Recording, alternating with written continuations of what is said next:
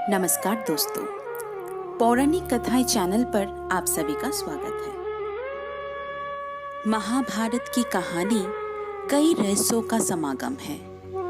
इस एक गाथा में ऐसी कई घटनाएं शामिल हैं जिन्हें समझना वाकई बहुत मुश्किल है।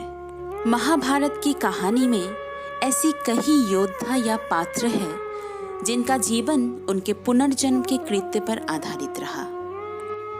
ऐसे ही अनेक पात्रों के बीच एक पात्र थे धृतराष्ट्र। उनके पिता विचित्रवीर्य की 2 पत्नियां थीं, किंतु दोनों ही पत्नियों से उनकी कोई संतान नहीं हुए और वे क्षय रोग से पीड़ित होकर मृत्यु को प्राप्त हो गए। ऐसे में सत्यवती विचित्रवीर्य की विधवा पत्नी अंबिका और अंबालिका को नियोग प्रथा द्वारा संतान उत्पन्न करने का सोचती है।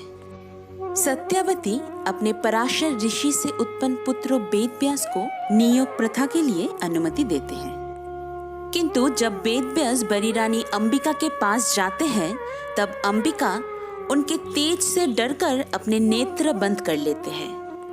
इसी कारण से समय आने पर अंबिका के गर्भ से जन्मांत पुत्र तथा धृतराष्ट्र के जन्म होते हैं। महाभारत की कहानी में धृतराष्ट्र को एक ऐसी पात्र के तौर पर प्रस्तुत किया गया है जो शुरू से लेकर आखिर तक पुत्र मोह में अंधे रहे। इसे धृतराष्ट्र की कमी कहा जाए या उनकी खूबी, लेकिन यही वो कारण है जो वास्तविक तौर पर हस्तिनापुर और कौरव के सर्वनाश का कारण बना। किंतु धृतराष्ट्र की नेत्रहीनता उनके इस जन्म का नहीं, बल्कि इसका संबंध उनके पिछले जन्म से है। पौराणिक दस्तावेजों के अनुसार अपने पूर्व जन्म में धृतराष्ट्र एक बहुत ही दुष्ट राजा थे।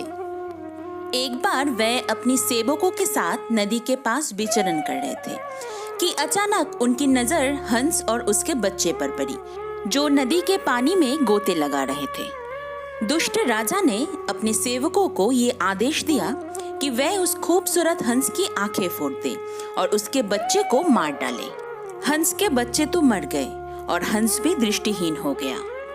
जब वह हंस अपनी अंतिम सांसें गिन रहा था तब उसने दुष्ट राजा को श्राप दिया कि जिस तरह तुमने मेरे नेत्र निकालकर मेरा जीवन समाप्त कर दिया, मेरी संतानों को मेरे सामने ही मार डाला, उसी तरह अगले जन्म में तुम्हें भी नेत्र और पुत्र सब कुछ गंवाना पड़ेगा।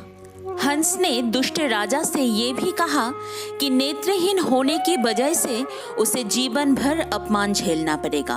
उसकी संतानों की मृत्यु भी उसके आंखों के सामने होगी और वो कुछ नहीं कर पाएगा।